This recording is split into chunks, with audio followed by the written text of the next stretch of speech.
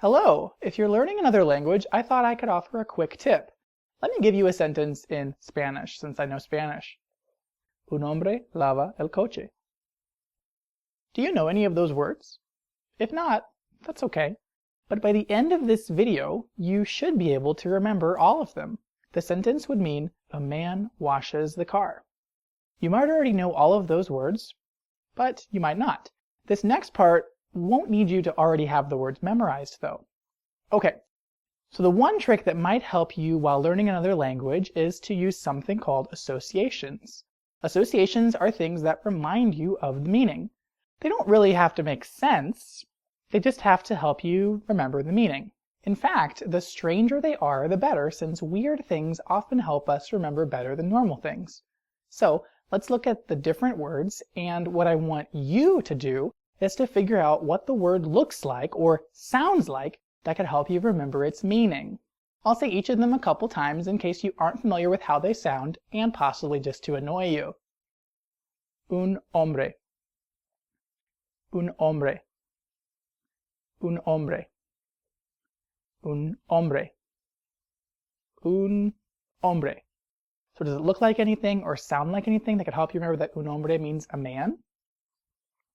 Feel free to write it in the comment section below, but here's mine.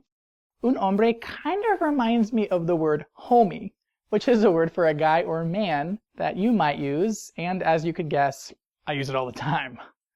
Let's try the next word. Lava. Lava. Lava. Lava.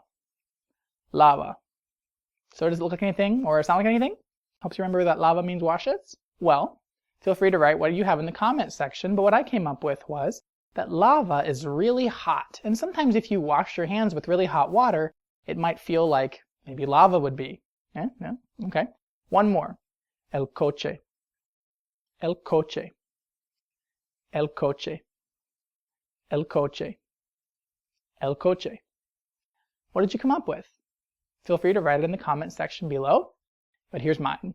El coche reminds me of a cockroach, and the best way to kill a cockroach is to run them over with your car repeatedly.